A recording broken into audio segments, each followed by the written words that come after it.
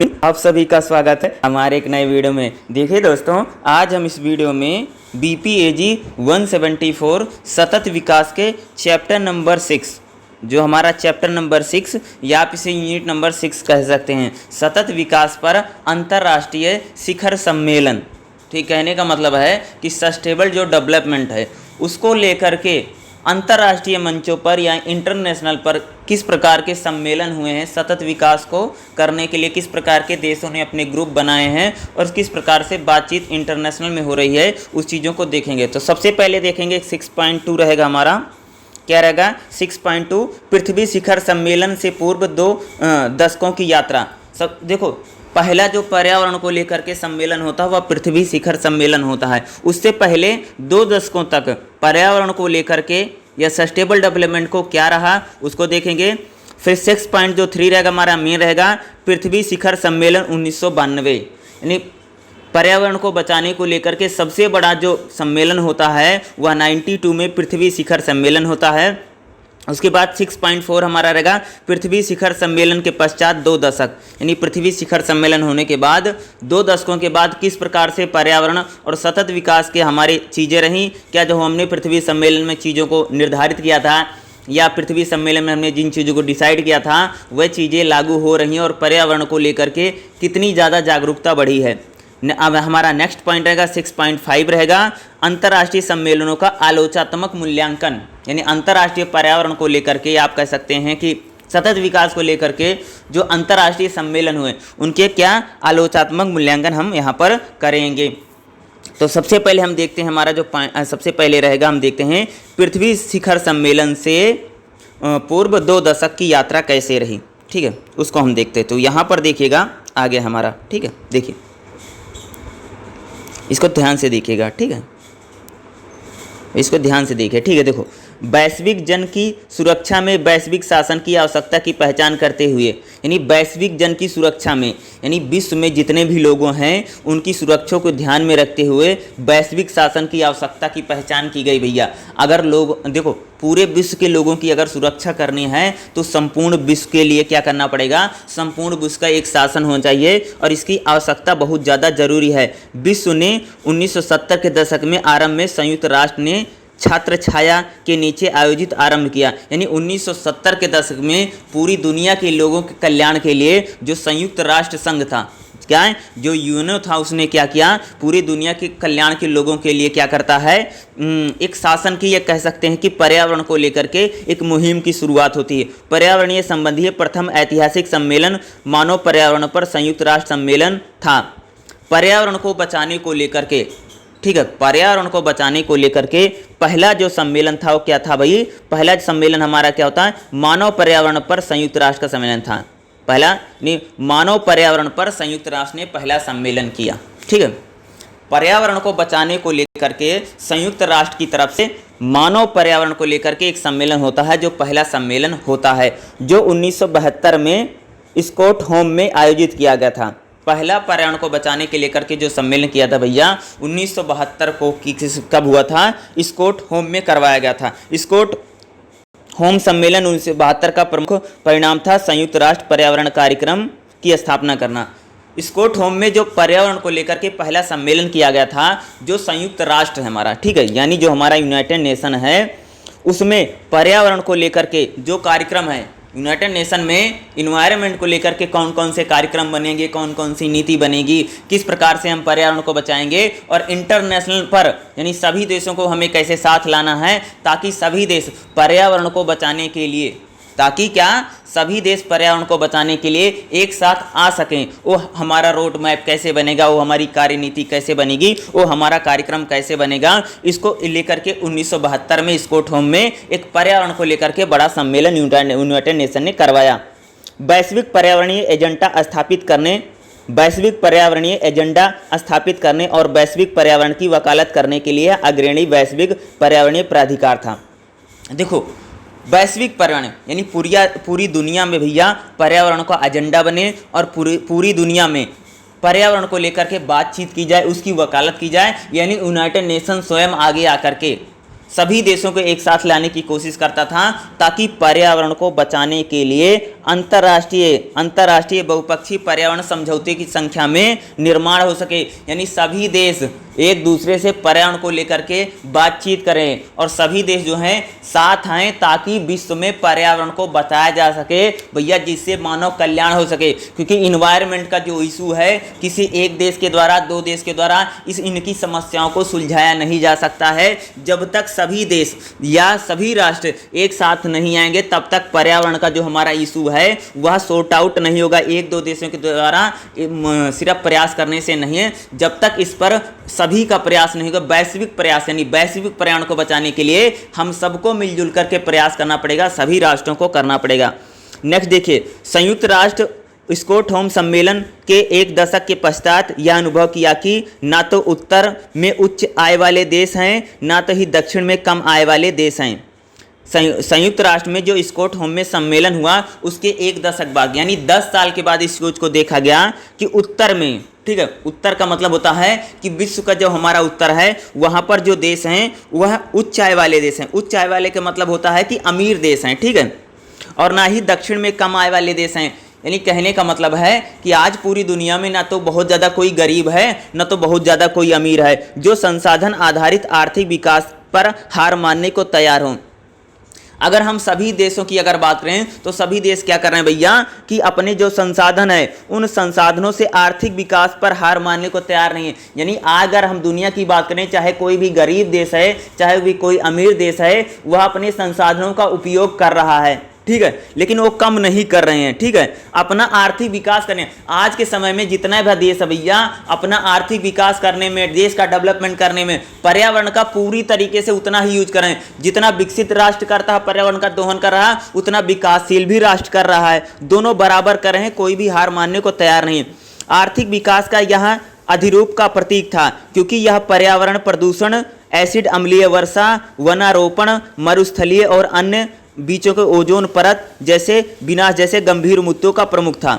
क्योंकि अगर हम देखें जब से आर्थिक विकास हुआ है, जब से देशों के बीच में आर्थिक विकास हुआ है तब से पर्यावरण प्रदूषण की समस्या बहुत ज़्यादा बढ़ गई भैया। जब से देश जब से वैश्विक आर्थिक विकास को लेकर के नहीं भाई हम ज़्यादा से ज़्यादा कंपनी लगाएं, ज़्यादा से ज़्यादा में प्रोडक्ट बने, जब से देशों में आर्थिक विकास की दौड़ हुई है तब से पर्यावरण में कई सारी समस्याएं, भैया प्रदूषण की समस्या बढ़ गई है, अम्लीय वर्षा बहुत ज़्यादा हो रही है, वनारोपण, मरुस्थली, ये सारी चीज़ें बढ़ रही हैं, और ओजोन परत यानी ओजोन लेयर में भी विनाश जैसे गंभीर मुद्दे प्रमुख रहे हैं। यानी अब पर्यावरण को लेकर के कई सारे गंभीर मुद्दे उठ रहे हैं और पर्यावरण को लेकर के कई सारे मुद्दे जो हैं यानी गंभीर समस्या पर्यावरण जो है वह बन रहा है, ठीक है। अगर हम देखेंगे पर्यावरण की अगर मैं बात करूं तो पर्यावरण एक गंभीर मुद्दा या गंभीर इशू हमारे सामने क्या हो रहा है, ये निकल के आ रहा है। इसी प्रकार विकासात्मक अवधारणा के लिए तत्काल आवश्यकता अनुभव की गई है। क्या किया गया है कि पर्यावरण बहुत बड़ा मुद्दा उभर के सामने आ रहा है कि पर्यावरण एक बहुत ज़्यादा विनाशकारी इशू हमारे सामने आ रहा है। इसीलिए इस चीज़ को देखा गया कि पर्यावरण की समस्या को समाधान करने के लिए हमें कोई तत्काल क्या करना पड़ेगा, तत्काल इसकी आवश्यकता है पर्यावरण को बचाने के लिए, जो पर्यावरण संरक्षण के साथ आर्थिक विकास का असमंजस स्थापित कर सके। क्या कह रहे हैं कि भैया पर्यावरण को बचाना बहुत जरूरी है, जो कंट्री है, जो देश हैं, उनका आर्थिक विकास भी होता रहे और हमारा पर्यावरण भी बचा रहे। इसके लिए हमें क्या करना है, दोनों को साथ लेकर के चलना पड़ेगा। यानी हम पर्यावरण को भी बचा सकें और जितने भी देश हैं, जितनी भी कंट्रियां हैं, वह अपना आर्थिक विकास भी कर सकें। और इन दोनों चीज़ों में असमंजस यानी इन दोनों में हमें बराबरी के साथ चलना पड़ेगा। यानी आर्थिक विकास भी होता रहे और हमारा पर्यावरण भी बचा रहे। इसीलिए 1983 में यूएनए यानी यूनाइटेड नेशन के महासचिव ने नॉर्वे के पूर्व प्रधानमंत्री बर्टलैंड को संयुक्त राष्ट्र से स्वतंत्र रूप से एक संगठन बनाने को कहा ताकि पर्यावरण और विकास संबंधी समस्याओं के साथ साथ समाधान खोजने पर काम किया जा सके। 1983 में क्या होता है, ठीक है, जो यूनाइटेड नेशन के जो महासचिव थे उन्होंने नॉर्वे के प्रधानमंत्री को बोला भैया कि आप एक रोड मैप तैयार कीजिए, एक आप सांचा तैयार कीजिए, आप एक रूपरेखा बनाइए जिसके जरिए हम पर्यावरण का भी बचा सकें और जो जितने भी देश हैं, जितनी भी कंट्रियां हैं, वो अपना आर्थिक विकास भी कर सकें। भाई सभी देशों का विकास भी होता रहे, डेवलपमेंट भी होता रहे और जो पर्यावरण का दोहन हो रहा है उससे हम पर्यावरण को बचा भी सकें, दोनों चीजें एक साथ चलें। इसी के लिए इस समस्या का समाधान कीजिए, एक रोड मैप तैयार कीजिए और एक रूपरेखा बने। 1983 में यूनाइटेड नेशन के प्रधान महासचिव ने नॉर्वे के प्रधानमंत्री से ये बात बोली। ठीक, आगे देखिए। इस नए संगठन को वेटलैंड कमीशन या औपचारिक रूप से विश्व पर्यावरण विकास आयोग कहा गया था। फिर क्या बनता है, एक आयोग का गठन किया जाता है जिसे क्या बोलता है, वेटलैंड कमीशन, क्योंकि वेटलैंड इसके अध्यक्ष थे जो नॉर्वे के प्रधानमंत्री थे। और इसको क्या आयोग बोल गया, विश्व पर्यावरण विकास आयोग। क्या बोला गया, world council of environment development, यानी इसको बोला गया। यानी इसके साथ क्या एक संगठन बनाया गया, कमेटी बनाई गई, जो कमेटी इस बात को देखेगी कि हमारा पर्यावरण को भी बचाना है और सभी देश जो है वो अपना आर्थिक विकास भी कर सकें। यानी कहने का मतलब उसका क्या नाम रखा गया भैया, उसका नाम रखा गया था, जैसे मैंने अभी आपको बोल करके बताया, क्या, विश्व पर्यावरण और विकास आयोग। यानी विश्व के पर्यावरण को भी देखना भैया और विकास भी, डेवलपमेंट भी कंट्रियां कर सकें, इसके लिए आयोग बनी। रिपोर्ट हमारा सामूहिक भविष्य के जरिए पश्चात 1987 में वेटलैंड आयोग ने आधिकारिक रूप से रिपोर्ट, यानी वेटलैंड जो आयोग था, या कह सकते हो कि विश्व पर्यावरण और विकास जो आयोग था, उसने 1887 में अपनी रिपोर्ट प्रस्तुत की। इस रिपोर्ट का प्रमुख महत्व सतत विकास शब्द को परिभाषित करना और लोकप्रिय बनाना। 1987 में जो वेटलैंड आयोग था उसने अपनी रिपोर्ट दी और उस रिपोर्ट में बोला कि हमें सतत विकास के साथ दोनों चीज़ों को हम कर सकते हैं और सतत विकास के शब्द को एक बड़ा रूप प्रदान किया गया। सतत विकास किस चीज़ की बात करता है, सतत विकास कहेगा कि भैया पर्यावरण को भी बचाना है, आज हमारे संसाधन है उन संसाधनों का आज की भी पीढ़ी यूज कर ले और आने वाली पीढ़ियों के लिए भी हमारे संसाधन बचे रहें। यानी 1987 में जो वेटलैंड आयोग था, उस वेटलैंड आयोग ने बोला कि सतत विकास को हमें अपनाना चाहिए और सतत विकास उसके बाद बहुत लोकप्रिय शब्द रहा। हमने अपनी पिछली इकाइयों यानी पीछे के जो चैप्टर पढ़े उन चैप्टरों में देखा है, इसका अर्थ वह कम विकास और वर्तमान पीढ़ी की जरूरतों को पूरा करने के लिए भविष्य की पीढ़ियों की क्षमता से समझौता किए बिना मिला था। वेटलैंड आयोग ने जो सतत विकास को बताया, उसने क्या बोला कि आज जो हमारे संसाधन हैं वर्तमान पीढ़ी भी उसका यूज करे बिना समझौता किए बिना, और वर्तमान पीढ़ी अपने आवश्यकता के अनुसार ही यूज करे और आने वाली जो हमारी पीढ़ियां हैं उनके लिए भी जो रिसोर्स हैं वो भी बचे रहें। इसी को मिलकर के उन्होंने समझौता बनाया। इस परिभाषा में अंतर पीढ़ीगत समानता के महत्व की झलक है या सतत विकास को पारंपरिक पर्यावरण नीति से अलग कहते हैं। यानी जो सतत विकास है वह पारंपरिक पर्यावरण की जो नीति है उससे अलग है। पारंपरिक जो हमारा पर्यावरण था वो कहता था भाई कि हमें सिर्फ पर्यावरण को बचाना है, इसकी बात करता था। लेकिन जब पर्यावरण में सतत विकास को लेकर के बात की गई और सतत विकास एक बड़ा और व्यापक शब्द बना, इस पर चर्चा हुई, तो सतत विकास को बोला गया कि सतत विकास ये कहता है कि हमें पर्यावरण को बचाना है और साथ में साथ आज जो हमारे संसाधन है, आज के जो लोग हैं वो भी अपने संसाधनों का यूज कर लें और आने वाली पीढ़ी के लिए भी हमारे संसाधन बचे रहें। आगे देखिए यहाँ पर क्या रहेगा, नेक्स्ट में देखिएगा। वेटलैंड रिपोर्ट पर्यावरण को हानि पहुंचाए बिना आर्थिक विकास की आवश्यकता को संबोधित करने पर जोर देता था। यानी वेटलैंड आयोग ने जो पर्यावरण को हानि पहुंचाए बिना हम आर्थिक विकास कर सकते हैं, इस प्रकार की उन्होंने रिपोर्ट बनाई। इस रिपोर्ट ने लोगों और संसाधनों, पर्यावरण और विकास के बीच में अंतर संबंधों पर ध्यान केंद्रित किया। यानी इस रिपोर्ट ने जो आदमी है, जो लोग हैं और जो हमारे संसाधन हैं, उन पर, दोनों पर, पर्यावरण विकास के बीच में किस प्रकार का अंतर रहेगा, इस पर ध्यान दिया। आर्थिक और सामाजिक विकास के विभिन्न चरणों में देशों के बीच सहयोग के माध्यम से वर्ष 2000 में उसके पश्चात सतत विकास को प्राप्त करने के लिए दीर्घकालिक पर्यावरणीय कार्यनीति को सुझाव दिया गया। ठीक है, क्या हुआ कि जब वेटलैंड आयोग ने रिपोर्ट बनाई उसके बाद क्या हुआ कि पर्यावरण के साथ साथ आर्थिक विकास हो सके, इसको लेकर के सभी देश एक साथ आते हैं और बड़ा मुद्दा की बात होती है और एक नई कदम होता है, एक नई, और सभी देश इस चीज़ को ध्यान में रखते हैं। पर्यावरण विकास में ध्यान में सभी देशों ने रखा। आर्थिक और सामाजिक विकास को लेकर के आर्थिक और सामाजिक विकास को लेकर के विभिन्न देशों में सहयोग बढ़ा और सन 2000 में उसके पश्चात सतत विकास के जो हमारे लक्ष्य हैं, ठीक है, यानी सन 2000 में क्या हुआ कि सतत विकास जो है उसको और भी बड़ा बनाया जा सके, या सतत विकास जो यानी हमें पर्यावरण यानी हमें जो संसाधन है वो आज की पीढ़ी भी यूज कर सके, आने वाली पीढ़ी भी यूज कर सके, और साथ में पर्यावरण की समाधान भी हो, पर्यावरण प्रदूषण भी ना हो, पर्यावरण को हम बचा सकें और हमारा आर्थिक विकास भी हो सके। इसके लिए सन 2000 में एक बड़ा आयोग बनता है और एक बड़ा उद्देश्य के तहत 17 विकास के कार्य यानी 17 सतत विकास के कार्यक्रम को निर्धारित करता है और एक नई कार्य नीति का सुझाव दिया जाता है।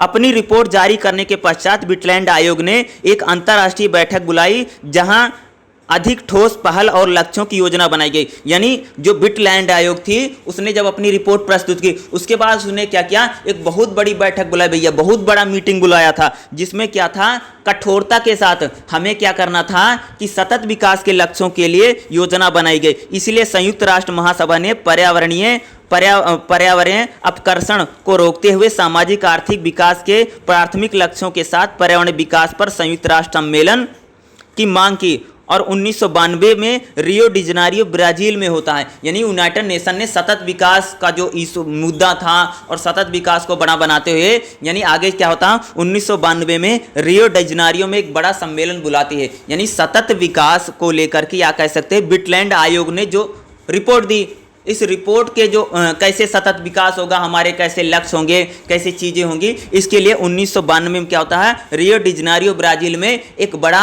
मीटिंग बुलाता है। कौन बुलाता है? यूनाइटेड नेशन बुलाता है, ताकि हम पर्यावरण को भी बचा सकें और उसके साथ साथ आर्थिक विकास भी कर सकें। यानी हमारे जो संसाधन है वर्तमान पीढ़ी तो यूज करे और आने वाली या भविष्य में जो लोग हमारी पीढ़ियों में आएंगे वो लोग भी उन संसाधनों का यूज कर सकें। इसके लिए 1992 में भैया रियो डी जनेरियो में बहुत बड़ा सम्मेलन यूनाइटेड नेशन बुलाता है। ठीक है, आगे देखेंगे पृथ्वी शिखर सम्मेलन 1992 में, इसी को बोलो चाहे पृथ्वी शिखर सम्मेलन कह लीजिए चाहे आप रियो डी जनेरियो का सम्मेलन कह लीजिए। ठीक है, दोनों का मतलब भैया एक ही होगा। ठीक है, क्या होगा, चाहे आप पृथ्वी शिखर सम्मेलन बोलो चाहे रियो डी जनेरियो शिखर सम्मेलन बोलो। यानी 1992 में क्या होता है, पृथ्वी शिखर सम्मेलन होता है। ठीक है, और कहाँ, ब्राजील की राजधानी रियो डी जनेरियो में। 1992 में ब्राजील की राजधानी रियो डी जनेरियो में पर्यावरण और विकास पर संयुक्त राष्ट्र का सम्मेलन हुआ, इसीलिए इसे रियो शिखर सम्मेलन या रियो सम्मेलन के नाम से भी जाना जाता है।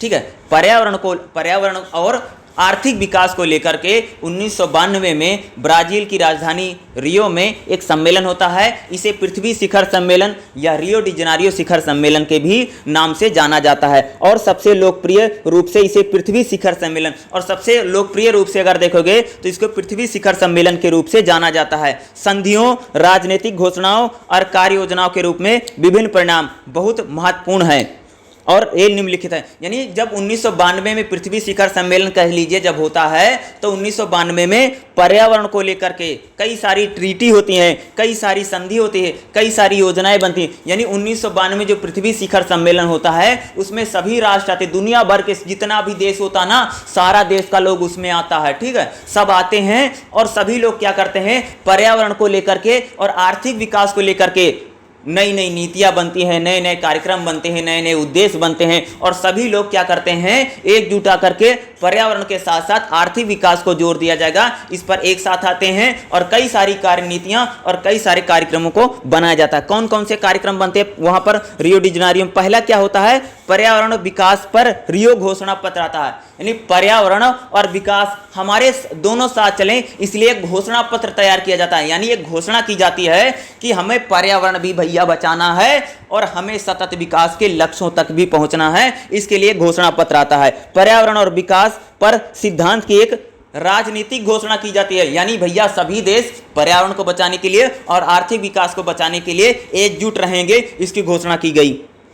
एजेंडा 21 यानी सतत विकास के लिए एक खाका तैयार किया गया। यानी जो हमारा सतत विकास था जिसके जरिए हम पर्यावरण और आर्थिक विकास को प्राप्त करेंगे, उसके लिए 21 एजेंडे घोषित किए गए, यानी 21 लक्ष्य निर्धारित किए गए। ठीक है, एजेंडा 21 उसी में निर्धारित किया गया, जिसके द्वारा 21 लक्ष्य निर्धारित किए गए कि हमें पर्यावरण को कैसे बचाना है, आर्थिक विकास को कैसे प्राप्त करेंगे, उसके लिए 11 लक्ष्य रखे गए। ठीक है, अगला वन सिद्धांत की कथन, यानी सिद्धांत का गैर अनिवार्य कथन था, यानी वन सिद्धांत। इसके लिए क्या बताया गया कि हमारे जो सिद्धांत है, जितने भी देश हैं सभी का एक ही सिद्धांत है कि इन जो हमने जो 21 एजेंडे रखे हैं इनको हमें प्राप्त करना है। दुनिया के सभी देशों का एक ही सिद्धांत है कि पर्यावरण को बचाना है और उसके साथ हमें आर्थिक विकास को भी करना है। सभी देश है, सभी देशों का भैया एक ही मूल मंत्र है कि हमें जो एजेंडा 21 में हमने जो लक्ष्य निर्धारित किए हैं उन लक्ष्यों तक हमें पहुंचना है।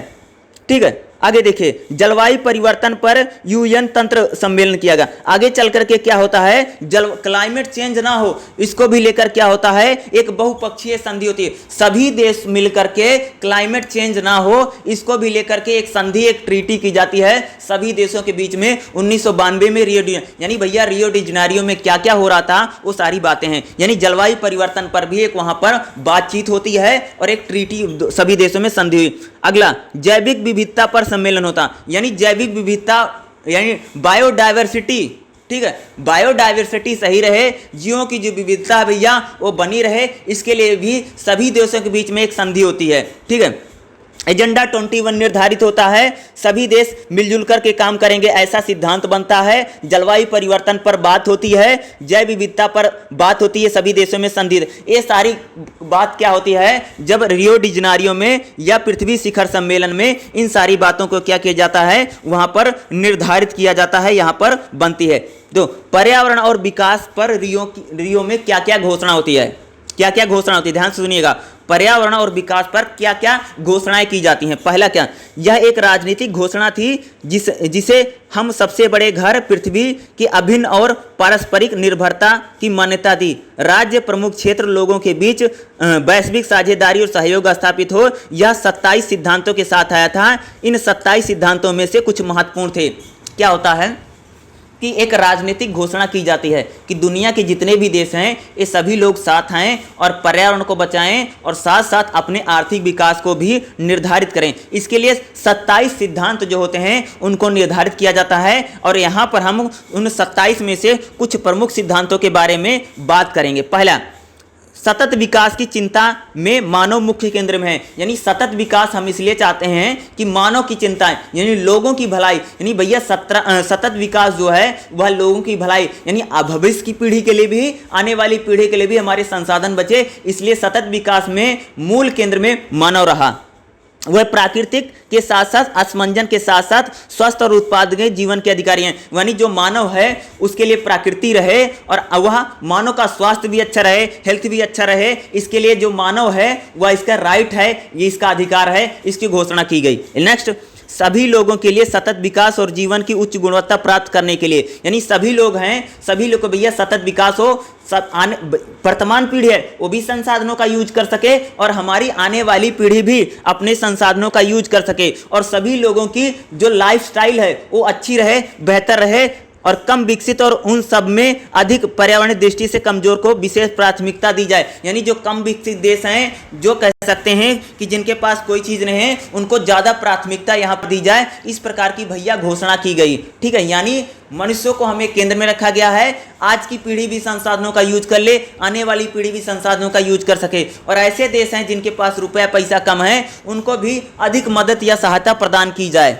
इस प्रकार की बातें। अगला क्या था, विकासशील देशों के लिए विशेष स्थिति और आवश्यकता को विशेष रूप से कम और विकसित करने और सबसे अधिक पर्यावरण की दृष्टि से कमजोर को प्राथमिकता दी जाएगी। यानी ऐसे देश हैं जो आर्थिक रूप से कमजोर हैं, वो देश भी पर्यावरण को बचा सकें और सतत विकास के लक्ष्यों को प्राप्त कर सकें और पर्यावरण की दृष्टि से जो कमजोर देश हैं उनको भी कई सारी मदद की जाएगी, इस प्रकार की घोषणा की गई। अगला क्या किया गया, किसी भी प्रस्तावित गतिविधियों के लिए पर्यावरणीय प्रभाव का आकलन किया गया। यानी आने वाले समय में पर्यावरण का आकलन भी किया जाएगा, इसकी गतिविधि कैसी रहेगी जिसका पर्यावरण पर महत्वपूर्ण प्रतिकूल प्रभाव पड़ने की संभावना थी। आने वाले समय में ऐसी कौन सी चीज़ें हैं जो पर्यावरण के लिए खतरा उत्पन्न हो सकती हैं, जिससे पर्यावरण का दोहन हो सकता है, इसका भी आकलन किया गया। इसको भी माना गया कि सभी देश इस पर समय समय पर क्या करेंगे, बातचीत चर्चा करेंगे। नेक्स्ट क्या लिखा गया है यहाँ पर देखिएगा। नेक्स्ट क्या था हमारा, पर्यावरणीय प्रबंधन और विकास में महिलाओं की महत्वपूर्ण भूमिका है। यानी भैया पर्यावरण को बचाने में महिलाओं की भी महत्वपूर्ण भूमिका रहेगी, डेवलपमेंट में महिलाएं भी महत्वपूर्ण रहेंगी। इसीलिए सतत विकास को प्राप्त करने के लिए सबकी भागीदारी समान है। भैया सतत विकास के लक्ष्यों को प्राप्त करने के लिए सिर्फ ये नहीं कि पुरुष ही, महिलाओं की भागीदारी भी हमारी जरूरी है, और महिलाएं भी जब साथ आएंगी सभी हम सतत विकास के लक्ष्य को प्राप्त कर पाएंगे। नेक्स्ट देखिए, स्वदेशी लोगों और उनके समुदायों और अन्य स्थानीय समुदायों को उनके ज्ञान और पारंपरिक प्रथाओं के कारण पर्यावरण प्रबंधन और विकास में महत्वपूर्ण भूमिका रहेगी। देखो स्वदेशी लोग यानी जो आम लोग हैं उनकी भी क्या रहेगी, जो आम समुदाय के लोग हैं उनकी पर्यावरण में, देखो जहाँ पर्यावरण, देखो सरकारें नहीं बचा पाएंगी भैया पर्यावरण को, जो आम लोग हैं जहाँ पर लोग रहते हैं, लोगों में जागरूकता फैलानी होगी कि वो पर्यावरण को बचाएं। स्थानीय लोग जब तक पर्यावरण के लिए साथ नहीं देंगे तब तक पर्यावरण को बचानी, यानी स्थानीय लोगों को हमें क्या करना है, उनको जागरूक करना है और उनकी महत्वपूर्ण भूमिका है। राज्य जो है वो अपनी पहचान, संस्कृति और हितों की पहचान और उनका समर्थन करना चाहिए। सतत विकास की उपलब्धि में उनकी प्रभाव भागीदारी समक्ष बने, यानी राज्य का भी एक महत्वपूर्ण लोग है, यानी सतत विकास के लक्ष्यों को प्राप्त करने में राज्य की एक महत्वपूर्ण जिम्मेदारी है। उसी के साथ साथ जो आम लोग हैं, जो स्थानीय लोग हैं, उनका भी एक महत्वपूर्ण योगदान रहेगा। राज्य और व्यक्तियों, आम लोगों के बिना हम सतत विकास के लक्ष्य को प्राप्त नहीं कर पाएंगे, ऐसी घोषणा की गई। अगला क्या था, एजेंडा 21 भी इसमें निर्धारित किया गया था। ठीक है, क्या हुआ था भाई, एजेंडा 21, इसको देखिएगा, ये भी बहुत ज़्यादा इंपॉर्टेंट है और कई बार पूछा जाता है एजेंडा 21 के बारे में। ठीक है, देखिए यह मूल रूप से संयुक्त राष्ट्र के सतत विकास के संबंध में एक गैर अनिवार्य कार्य था, योजना थी, जहां 21 का मतलब 21वीं शताब्दी अर्थात 21वीं शताब्दी की तैयारी। एजेंडा 21 का मतलब होता है कि आने वाली जो हमारी 21वीं शताब्दी रहेगी, यानी 21वीं शताब्दी में हमें क्या करना है कि हमें कई सारे उन्होंने लक्ष्य निर्धारित किए हैं, यानी हम जो लक्ष्य निर्धारित कर रहे हैं उन्हें हमें भैया 21वीं शताब्दी तक उन्हें क्या करना है, प्राप्त करना है। इस अनुमानित एजेंडे को विश्व भर के बहुपक्षीय संगठनों और व्यक्तिपरक सरकारों द्वारा स्थानीय और राष्ट्रीय वैश्विक स्तर पर योजना बनाई गई थी। यानी एजेंडा 21 जो है वह सभी व्यक्तियों के द्वारा, सभी राष्ट्रों के द्वारा और अंतर्राष्ट्रीय जो संस्थान है या वैश्विक जो हमारा मंच है के द्वारा यह योजना बनाई गई। सफल क्रियान्वयन के लिए मुख्य रूप से सरकारों को जिम्मेदार बताया गया, यानी एजेंडा 21 को प्राप्त करने में सरकारों की सबसे ज्यादा महत्वपूर्ण भूमिका रहेगी और उनको इसके लिए रिस्पॉन्सिबल भी बनाया गया। राष्ट्रीय प्रयासों के समर्थन और पूरक के लिए अंतर्राष्ट्रीय सहयोग की अपेक्षा की गई, यानी एजेंडा 21 को प्राप्त करने के लिए अंतर्राष्ट्रीय जो संगठन है उनसे भी अपेक्षा की गई कि वो लोग भी एजेंडा 21 को सफल बनाने में महत्वपूर्ण योगदान देंगे। सभी लक्ष्यों और मुद्दों को 4 भागों में रखा गया, यानी जो सभी लक्ष्य थे, सभी जो मुद्दे थे वो 4 भाग बनाए गए एजेंडा 21 में। एजेंडा 21 का पहला भाग में क्या था, सामाजिक और आर्थिक आयाम को अधिकृत किया जाए, जैसे गरीबी को कम करना है भैया, उपभोग के रूप में बढ़ावा देना है, स्वास्थ्य को बढ़ावा देना है और सतत जनसंख्या प्राप्त करना है निर्णय। यानी पहले भाग में क्या रखा गया कि गरीबी को कम करना है। सबसे पहले एजेंडा 21 में क्या रखा गया कि गरीबी को कम करना है और स्वास्थ्य को बढ़ावा देना है, यानी लोगों की गरीबी कम हो, लोगों का स्वास्थ्य बेहतर हो, लोगों की जीवन की गुणवत्ता अधिक हो, और जो जनसंख्या बहुत ज़्यादा बढ़ती चली जा रही है इसको भी हमें सतता की ओर लेकर के जाना है। इसको भी हमें क्या करना है, सतता की ओर जाना है। निर्णय निर्माण की जो प्रक्रिया हो उसमें सभी का समान सहयोग होना चाहिए, ये हमारा पहला भाग था। दूसरे भाग में विकास के लिए संसाधनों के संरक्षण की बात की गई, यानी विकास के लिए हमें संसाधन चाहिए और संसाधनों को हमें बचाना पड़ेगा। वायुमंडलीय संरक्षण,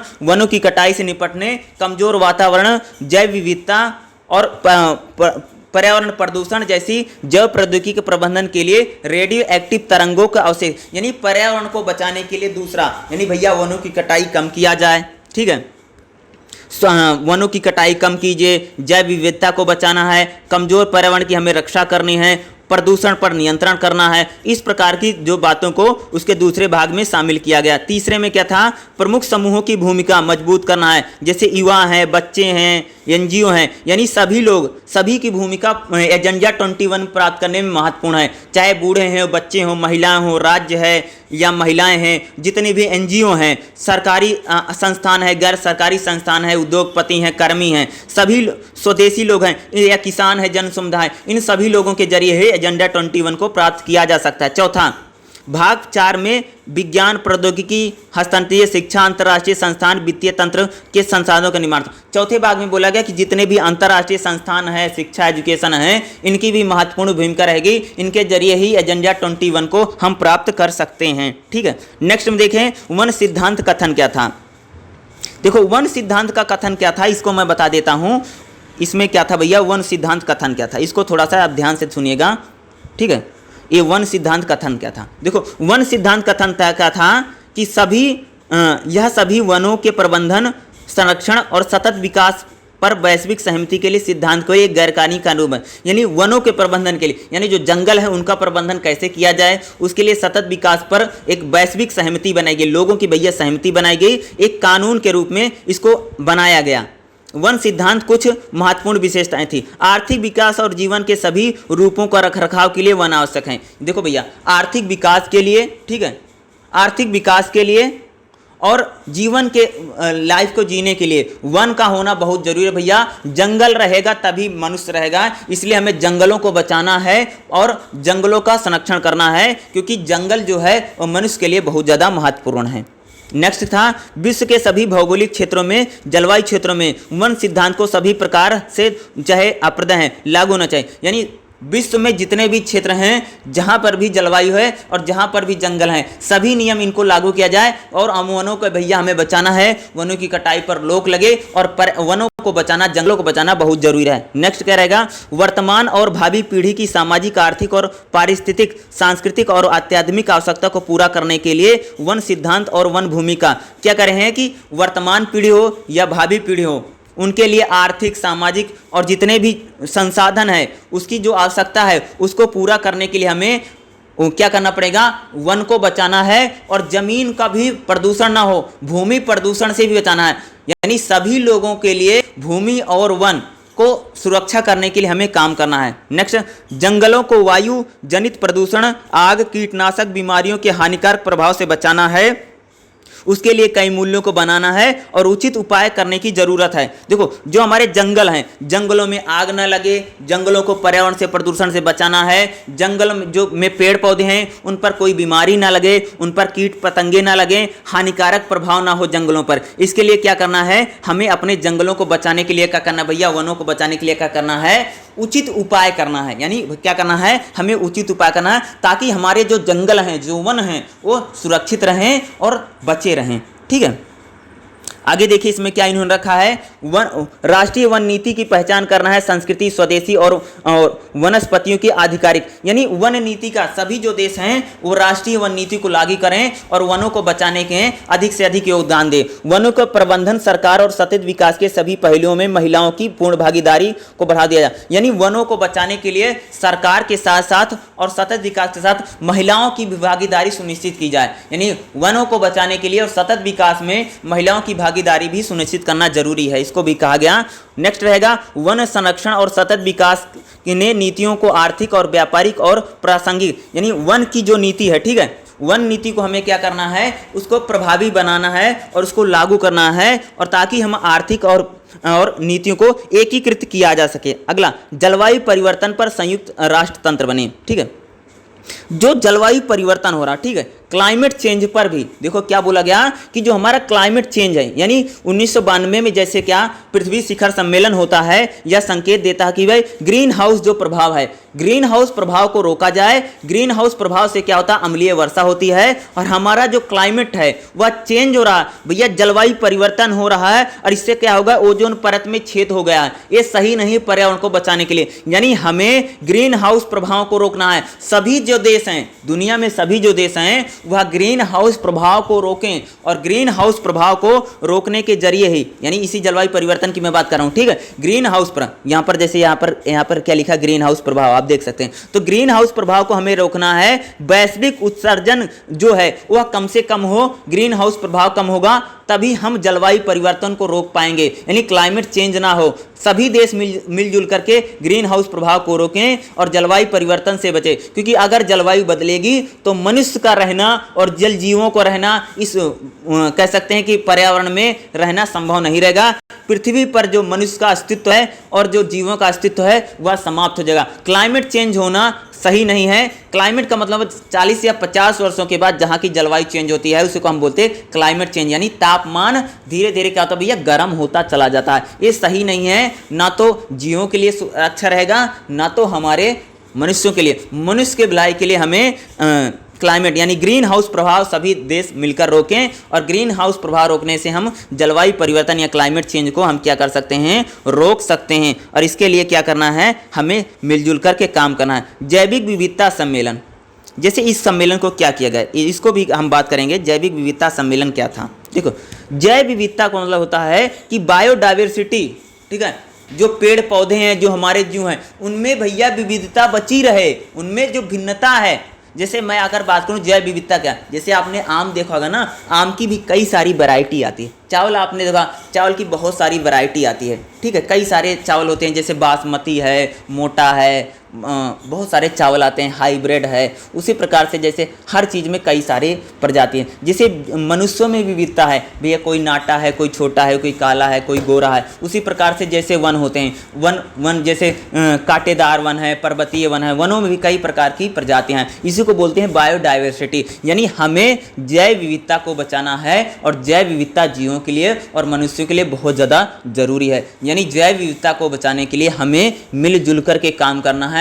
इस पर भी एक सम्मेलन किया गया था। जैव विविधता का संरक्षण करना है, क्या रखा गया भैया में, जैव विविधता को बचाना, इसको संरक्षित करना है। जैव विविधता के घटकों का सतत उपयोग करना, यानी जैव विविधता का उपयोग करके हमें सतत विकास के लक्ष्यों तक पहुंचना है। इसको आनुवांशिक संसाधनों के उपयोग से उत्पन्न होने वाले लाभों को उचित और न्यायोचित सहभाजन, यानी आनुवांशिक संसाधनों के जो हम संसाधनों का उपयोग करें उसमें सभी को लाभ हो, इसको हमें ध्यान में रखना। यहाँ देखिए नेक्स्ट में देखिए, पृथ्वी शिखर सम्मेलन 1992 में हस्ताक्षर के लिए खोला गया, एक वर्ष पश्चात यह प्रभावित है। यानी जैव विविधता जो था इसको रियो डी जेनेरियो में इसको बनाया गया और एक साल के बाद इसको लागू किया गया था। सुरक्षा प्रोटोकॉल जिसे हम बोलते हैं, ये लक्ष्य निर्धारित किए गए।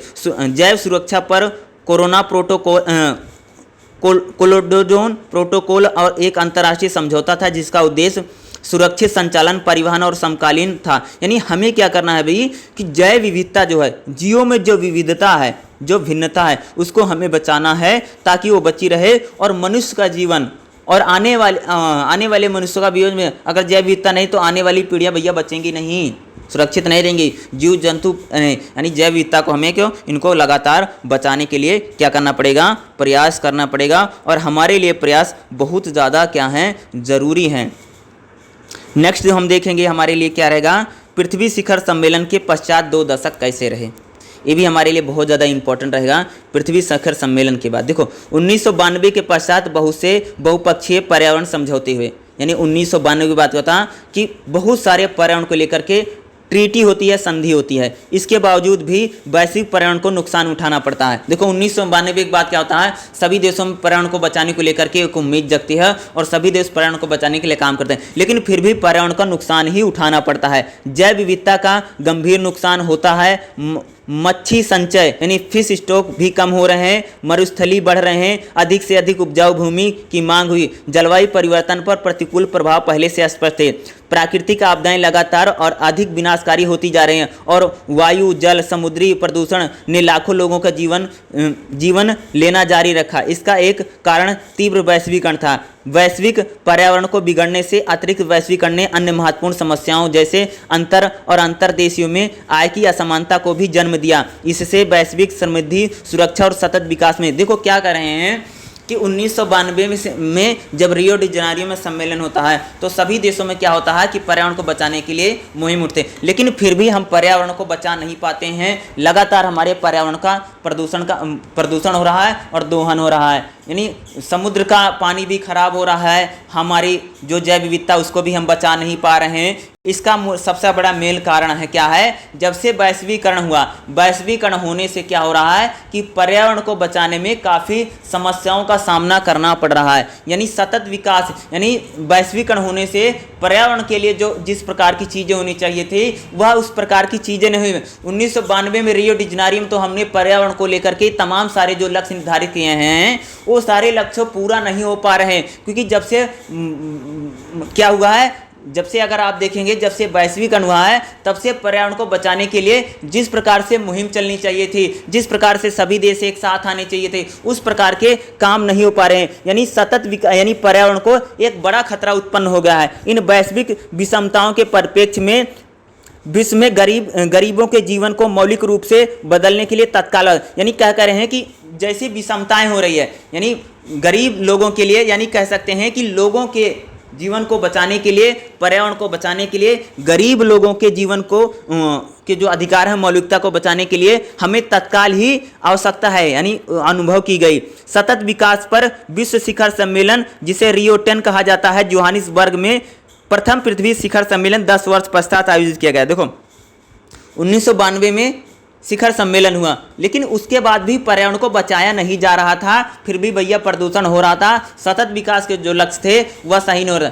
फिर क्या होता है कि 10 वर्षों के बाद फिर क्या होता है, जोहानिसबर्ग में रियो सम्मेलन करवाया जाता है, क्योंकि क्या था, पर्यावरण बच नहीं रहा था, इसलिए क्या होता है जोहानिसबर्ग में फिर शिखर, इसमें गरीबी उन्मूलन के बदलते स्वरूप पर, यानी अगला जो शिखर सम्मेलन होता है उसमें गरीबी की समस्या को एक बड़ा रूप से उठाया जाता है। इसने गरीबी उन्मूलन, आर्थिक और सामाजिक विकास के लिए प्राकृतिक संसाधनों के आधार की रक्षा और प्रबंधन पर प्रकाश डाला, जो कि सतत विकास के लिए अनिवार्य भाग बना। यानी आने वाले समय में जब जोहानिसबर्ग में फिर शिखर सम्मेलन होता है, फिर सम्मेलन करवाया जाता है, जिसमें गरीबी उन्मूलन, आर्थिक विकास, सामाजिक विकास के आधार पर नई चीज़ों को जोड़ा जाता है और इसको सतत विकास के मूल लक्ष्य बनाया जाता है।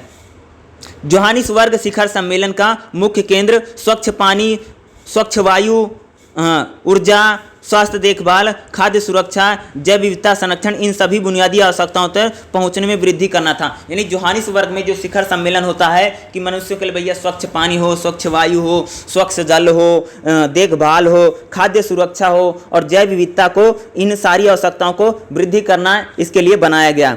उसी समय यह योजना बनाई गई कि विकसित देशों, विकासशील देशों के वित्तीय संसाधनों, प्रौद्योगिकी हस्तांतरण, मानव विकास और शिक्षा प्रशिक्षण के बारे में हमेशा के लिए समाप्त करने में सहायता करेंगे। यानी क्या किया गया कि जो विकसित देश हैं वो विकासशील देशों के लिए क्या करेंगे, मदद करेंगे, मानव संसाधन में मदद करेंगे, एजुकेशन में मदद करेंगे, गरीबी को दूर करने में मदद करेंगे। यानी जो अमीर देश हैं वह गरीब देशों में क्या करेंगे कि वहाँ पर डेवलपमेंट हो, विकास हो, गरीबी कम हो, पर्यावरण को बचाया जा सके, इसके लिए भी वो क्या करेंगे, जो अमीर देश हैं, कह सकते हैं जो विकसित देश हैं, वह विकासशील देशों की क्या करेंगे, मदद करेंगे। इसके लिए भी एक योजना को बनाया गया। ठीक है, रियो 10 का प्रमुख परिणाम जोहानिसबर्ग में घोषणा की गई, जो केवल विश्व नेताओं द्वारा सहमत होने के लिए एक राजनीतिक कथन के रूप में बन गई, जो सतत विकास की समस्याओं से निपटने और औसत दर्ज के परिणामों को प्राप्त करने में सरकारों और सरकारी संगठनों के व्यवसायियों के बीच बनाई गई मंच की बनाई थी। यानी क्या होता है कि 1992 में रियो डी जनेरियो सम्मेलन था, उसके बाद क्या था, 10 वर्षों बाद भैया जोहानिसबर्ग में फिर एक सम्मेलन बुलाया जाता है, जिसमें गरीबी है, आर्थिक विकास है, पर्यावरण है, जैव विविधता है, इनको लेकर के फिर एक रूपरेखा तैयार की जाती है। क्योंकि 1992 में जब रियो में शिखर सम्मेलन हुआ था, उसके बाद पर्यावरण को जिस प्रकार सोचा गया था हम बचाएंगे, उस प्रकार से चीज़ें नहीं लागू हो पा रही थी, पर्यावरण प्रदूषण लगातार बढ़ रहा था और सारी चीज़ें वैसे ही चल रही थी। इसलिए 10 वर्षों के बाद फिर जोहानिसबर्ग में शिखर सम्मेलन होता है, फिर एक बार कई सारे नीतियों को निर्धारित किया जाता है, एक कार्य योजना बनाई जाती है, फिर एक कार्य योजना बनती है, जिसके जरिए, इस कार्य योजना के जरिए कई सारे कामों को निर्धारित किया जाता है। जैसे यहाँ पर क्या रखा गया, इन सारी चीज़ों को अभी तो मैंने आपको बता दिया, इन सारी चीज़ों पर आगे 2 वर्षों में काम होगा। हरित अर्थव्यवस्था का उपयोग, यानी हमें ग्रीन इकोनॉमी बनाने के लिए काम होगा। ठीक है, रियो डी जेनेरियो के बाद यानी पृथ्वी शिखर सम्मेलन के बाद 20 वर्षों के बाद क्या क्या काम निर्धारित किए गए, जैसे हरित अर्थव्यवस्था बनानी है, यानी स्वच्छ ऊर्जा या सभ्य नौकरियां या लोगों के बीच जन संरक्षण पर ध्यान केंद्रित किया गया, यानी हमें ग्रीन इकोनॉमी बनाने के लिए काम किया गया, आगे चल करके सभी को नौकरी मिले, सभी को गरीबी दूर हो, इस प्रकार के किए गए। नेक्स्ट क्या किया गया, संयुक्त राष्ट्र पर्यावरण कार्यक्रम बनाया गया, आगे चल करके क्या संयुक्त राष्ट्र का एक पर्यावरण कार्यक्रम बना जिसके लागू किया गया। आगे किसी देश की भलाई का आकलन करने के लिए सकल घरेलू उत्पाद को बढ़ाने में, यानी किसी भी देश की अगर भलाई करनी है, अगर किसी भी देश में भैया गरीबी दूर करना है तो उस देश की जीडीपी बढ़ा दो, उस देश का सकल घरेलू उत्पाद बढ़ा दो, वो देश गरीबी और भुखमरी की समस्या उसमें कम हो जाएगी, इसको बनाया गया। जेंडर असमानता में सुधार किया गया, यानी महिला और पुरुष में जिस प्रकार की समानता थी, जिस प्रकार का भेदभाव रहा था, उस भेदभाव को दूर करने के लिए अगले 20 वर्षों तक काम हुआ। सतत विकास पर स्वदेशी और पारंपरिक ज्ञान की महत्वपूर्ण है, यानी सतत विकास के लिए हमें स्वदेशी ज्ञान और पारंपरिक ज्ञान जरूरी है, तभी हम सतत विकास के लक्ष्यों को प्राप्त करेंगे, इसको बनाया गया। भूमि संरक्षण, यानी भूमि संरक्षण को भी रोका, यानी जो भूमि का कटाव होता है, जो मिट्टी बह करके चली जाती है, इसको भी हमें बचाना है, इस पर भी आगे काम किया गया। स्थानीय शहरी और शहरी बस्तियों में योजना, यानी जो बस्तियां होती हैं या जो हमारी छोटी छोटी बस्तियां होती हैं, जो झुग्गी झोपड़ियां लोग बनाते हैं, इनको भी अस्थायी करो, क्योंकि यहाँ से बहुत सारा बीमारी फैलता है और पर्यावरण हमारा प्रदूषण हो रहा है, इसलिए इनको भी ठीक ढंग से किया जाएगा। आपदाओं के जोखिम को कम करने के लिए, यानी जो आपदाएं आती हैं, विभिन्न प्रकार की जो आपदाएं आती हैं, उन सारी आपदाओं को हमें कम करना है, वो सारी आपदाएं धीरे धीरे कम होती जाएं, इसके लिए भी क्या एक योजना को बनाया गया और विकसित की गई। महासागरों और समुद्री पारिस्थितिकी तंत्र को सुधारना, महासागर और जो हमारे समुद्र हैं उसमें क्या है, समुद्र का भैया पानी खराब ना हो, उसमें जो जीव जंतु हैं वो जीव जंतु बने रहें, समुद्र का जो जल है वो सही रहे, उसमें जो मछली है, अन्य जो जीव जंतु हैं वह सही रहें और उसमें जैव विविधता बनी रहे, यानी जल में यानी जो समुद्र है उसमें भी जीवों की जो विविधता है वो बनी रहे, उसके लिए भी काम किया गया। एक अन्य मुद्दा था कि रियो 20+ के सदस्यों ने सतत विकास के लक्ष्यों को एक विकसित करने के लिए कई हजार वर्षों तक यानी 2015 के निर्माण करें और सतत विकास के लिए एक उच्च स्तरीय राजनीतिक मंच तैयार करें, यानी 2015 तक इन सारे लक्ष्यों को हमें प्राप्त करना है। और क्या किया गया कि सतत विकास के लक्ष्यों को प्राप्त करने के लिए एक राजनीतिक मंच बनाने की घोषणा की जाती है। अगला हम देखेंगे कि अंतर्राष्ट्रीय शिखर सम्मेलनों का आलोचनात्मक मूल्यांकन, यानी जितना भी शिखर सम्मेलन हो रहा था, ठीक है, अंतर्राष्ट्रीय में सतत विकास के लिए, पर्यावरण को बचाने के लिए जितने भी सम्मेलन हुए, उनका नेगेटिव पॉइंट क्या रहा। पहला नेगेटिव पॉइंट देखेंगे आलोचनात्मक मूल्यांकन, अधिकांश पर्यावरणीय समस्याएं वैश्विक प्रकृति में वैश्विक हैं। जितनी भी भैया पर्यावरण को लेकर के समस्या है वो पूरी दुनिया को लेकर के है, यानी वैश्विक समस्या है, किसी एक व्यक्ति के बस का नहीं कि कोई एक राष्ट्र या दो राष्ट्र मिलकर के उसके समस्या का समाधान कर लेंगे। अधिकांश राष्ट्रीय सरकारें प्रायः वैश्वीकरण समस्या पर अपेक्षा राष्ट्रीय समस्याओं को हल करने के लिए वित्तीय प्राथमिकता देती हैं। देखो क्या कह रहे हैं कि जो पर्यावरण है वो वैश्विक समस्या है, पूरी दुनिया के लिए समस्या है। ज़्यादातर जो सरकारें हैं, ज़्यादातर जो राज्य हैं, वो अपनी राष्ट्रीय समस्या पर ज़्यादा ध्यान देते हैं, वैश्विक समस्या पर ध्यान नहीं देते हैं। ये सबसे बड़ी समस्या है, ये पहली आलोचना है। सभी देश जरूर कहते हैं कि हम भाई वैश्विक पर्यावरण को बचाने के लिए काम करेंगे, लेकिन वो काम करते नहीं हैं, बल्कि वो अपनी राष्ट्रीय समस्याओं पर ज़्यादा ध्यान देते हैं। वो अपने देश को लेकर के ज़्यादा चिंतित रहते हैं, बल्कि पूरी दुनिया को लेकर के चिंतित नहीं है, इस प्रकार को। नेक्स्ट, तीव्र वैश्वीकरण ने वैश्विक पर्यावरण पर नकारात्मक, जब से बहुत तेजी से वैश्वीकरण हो रहा है, वैश्वीकरण क्या करा, पर्यावरण पर नेगेटिव पॉइंट डाला। भैया वैश्वीकरण होने से पर्यावरण का बहुत ज्यादा प्रदूषण हो, बहुत ज्यादा धुआं हो। साथ ही साथ वैश्विक सतत विकास में पूर्ण प्राप्ति के लिए एक बड़ी चुनौती के रूप में अंतर्देश की आय असमानता है। देखो क्या है, पर्यावरण कह सकते हैं, पर्यावरण के जो सतत विकास के जो लक्ष्य हैं उनको प्राप्त करने में इसलिए समस्या रही कि हर देश क्या है, सबकी जो आर्थिक स्थिति है वो अलग अलग, कोई अमीर देश है, कोई गरीब देश है, इसलिए सभी की आर्थिक स्थिति अलग है और इसीलिए कह सकते हैं कि सतत विकास के लक्ष्यों को प्राप्त करने में बड़ी समस्या खड़ी हुई है। नेक्स्ट कह सकते हैं अंतर्राष्ट्रीय निर्णय निर्माण की प्रक्रिया बहुत धीमी है, यानी अंतर्राष्ट्रीय जो मंच है उसमें जो भी निर्णय लिए जाते हैं, जो भी डिसीजन लिए जाते हैं वह बहुत धीमी गति से लिए जा रहे हैं। उसमें अगर कोई कार्रवाई बहुत धीमी गति से होती है, यानी कोई भी योजना लागू करने में बहुत समय लग जाता है, बहुत ज़्यादा टाइम लग जाता है। इसे क्या सतत विकास के लक्ष्यों में और पर्यावरण को बचाने में नहीं हो पा रहा, क्योंकि अंतर्राष्ट्रीय जो मंच है वो बहुत धीमी गति से काम करता है, बहुत भैया टाइम लगाता है। वो लोग क्या करते हैं, बहुत ज़्यादा टाइम ले रहे हैं। अगला क्या, संस्थागत समस्याएं रही हैं। उदाहरण के लिए यूएनईपी को संयुक्त राष्ट्र को पर्यावरणीय विवेकी माना गया है। यूएनईपी एक विशेष जनसंघ नहीं है, लेकिन एक सहायक कार्यक्रम के रूप में संयुक्त राष्ट्र महासभा से जुड़ी है। यूएनईपी आलोचक प्रयास सुझाव देता है कि एक सहायक कार्यक्रम होने के कारण काम के प्रभाव को प्रभावशीलता दें। क्या कहें, कई सारी ऐसी संस्थाएं हैं जो सतत विकास को प्राप्त करने में समस्या उत्पन्न कर रही हैं। कई सारी ऐसे, जैसे यूएनईपी ही को ही मान सकते हैं।